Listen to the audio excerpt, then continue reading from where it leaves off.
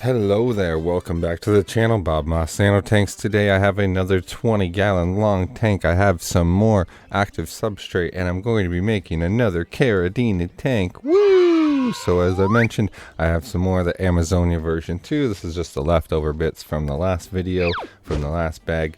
And I have the little root tab, I don't even know what these are, little tab things that they recommend you put in if you're doing rooted plants in the Amazonia. So we're going to put that in because in this tank I'm going to be trying to do a nice little carpet, as you maybe could tell from the title.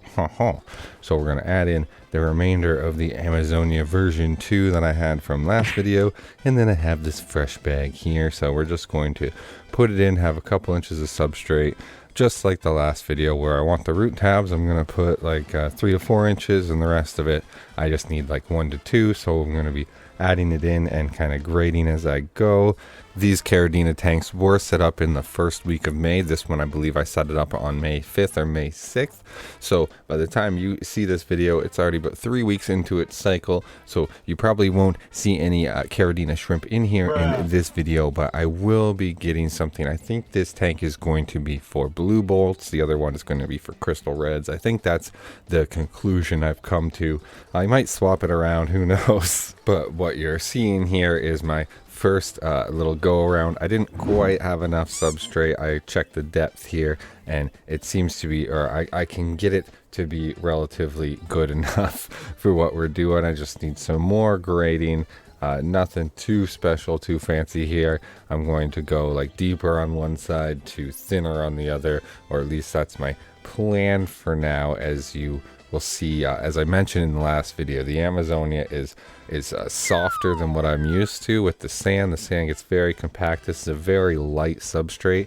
So as I'm adding things in, we have some difficulty. So we start here with the sponge, and then we grab some dragonstone. I have a bunch of little pieces of dragonstone that I pulled out from the other tanks. This is basically the remainder of the hardscape that I have from all the other tank builds that I've done throughout my time here. I guess not all the hardscape. I do have like some cholla wood and stuff left over, but this is the remainder of the good stuff, the dragonstone, driftwood, etc. So we also have some pieces of cholla wood with just java fern stuck into the crevices. I did this in the call tub. They've been growing for a few months now, so they're nice and secured on there. And then another piece of cholla wood here, just with some subwasser tang and java moss wrapped around it. Also just a little rock. And then I have this wonderful piece of Malaysian driftwood that I had. It was in the green jade tank, if I recall correctly, and I'm going to put it in here just to kind of complete the scape, you know, the rule of thirds type thing. I have this nice cluster over here, but I need something towards the center that's going to draw the eye over to the dragonstone. And because of where I want the piece of Malaysian driftwood, I do just have to adjust things slightly, bring things slightly over to the left. And now it's time for the root tabs. I'm going to be putting in the carpet real soon, so let's just add in the root tabs. You got to space them out, and then we push them into the dirt. And as you can see, the dirt, there's not quite enough here to cover the root tabs fully. I think it's only about 1 inch, so I do have to add in a little bit more Amazonia just to be safe. You know, you want to be, you don't want to push it with this. You don't want to risk it. You want to be safe with the amount of substrate that you're using. And now it's time to add in the carpet of dwarf hairgrass. Now what you're watching, this whole process took me about 35-40 minutes or so. I have a ton of hairgrass here. This is the entire carpet from the green jade tank. I'm basically transplanting the green jade tank into here and then adding in you know, the pieces of dragonstone and stuff like that to make it look nice and fancy. This is rather tedious with the dwarf hairgrass. You want to make sure, similar with the crypts, you want to make sure you get those roots deep into the substrate, because that's really what you're paying your money for here, especially with changing the water parameters. Like we are going from hard water tanks into soft water. You never know about the melt and stuff like that.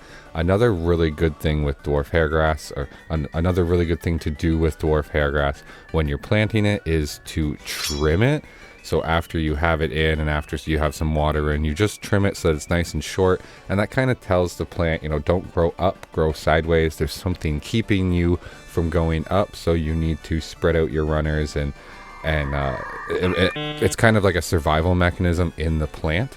And I'm not going to do this here because, as you can see, as I'm planting, it kind of disappears. The dwarf hairgrass just kind of, I had to push it in deep. The substrate, like I said multiple times already, the substrate is lighter than what I'm used to, so it doesn't quite go in the same as in my sand tanks. So I'm not going to trim it right away where I normally would trim it day one. I'll probably come back in like a week or two and trim the dwarf hairgrass once it's established a little bit.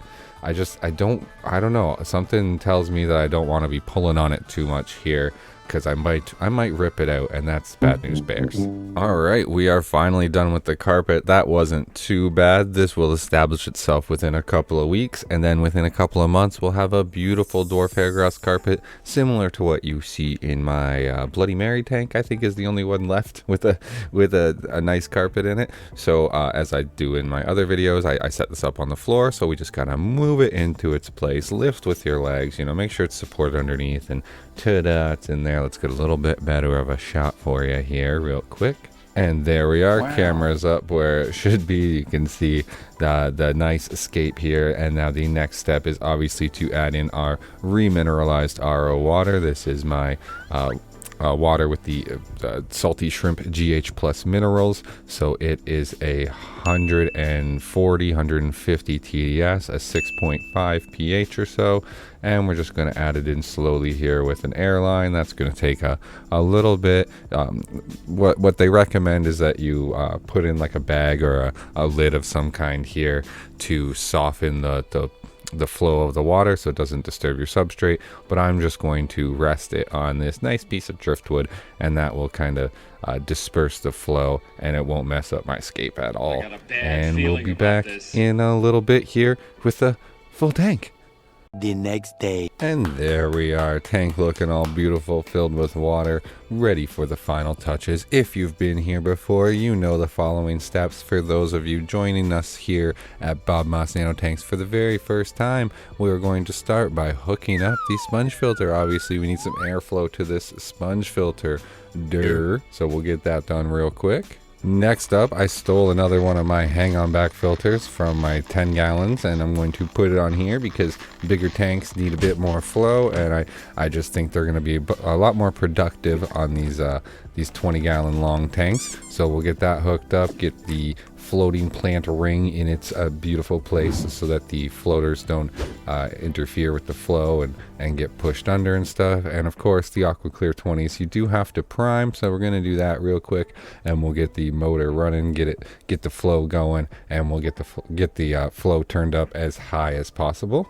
Now that we have the filtration in place, going to add in my Bacter AE, a nice overdose, nice heaping scoop right up here near the outflow of the hang-on back. Got my nettle pellets to add in some type of ammonia source. I have my ramshorn snails to eat those nettle pellets and poop and add in more ammonia.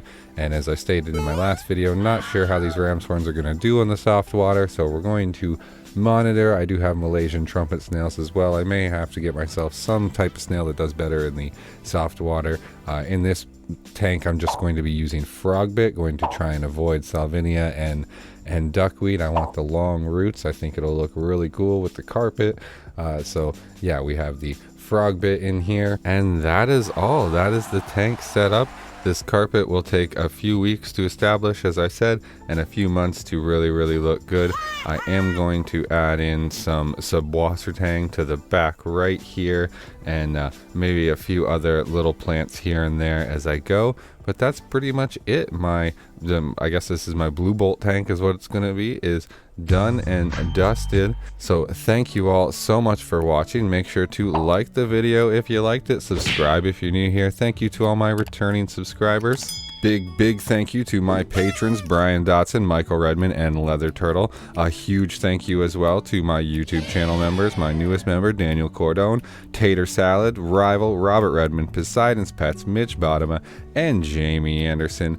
If you want your name shouted out, those patron and YouTube channel member links are in the description as well. I have a Discord fan club, I have a 24/7 Twitch stream, I have just a PayPal donation, and I have my bobmoss.shop web store. Those links are in the description as well.